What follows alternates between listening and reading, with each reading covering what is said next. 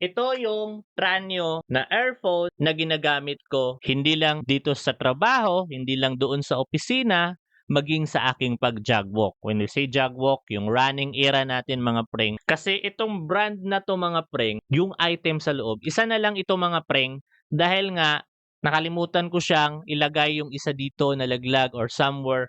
Kasi paglagay ko ng helmet, hindi ko nalaman na meron pa pala siya dito. So nalaglag, then umalis na ako. Pagbalik ko, wala na. Pero kung ilalagay mo siya sa tenga mga preng, etong tranyo na to, na nakaganyan, hindi yan basta-basta mahuhulog. Hindi yan basta-basta mahuhulog. Yan, kahit maggalaw-galaw ka pa dyan. O di ba? Tapos hindi lang 'yan yung nagustuhan ko dito. Isa sa mga nagustuhan ko dito is yung bass niya, yung woof niya.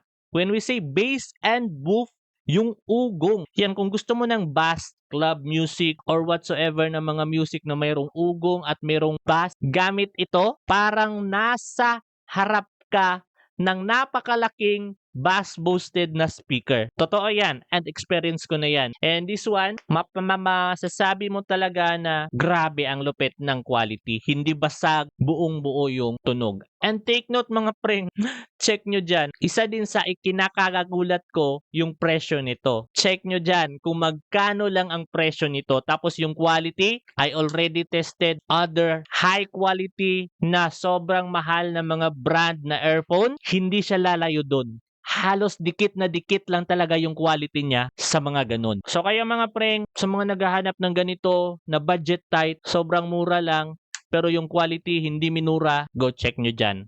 Magugulat kayo sa presyo.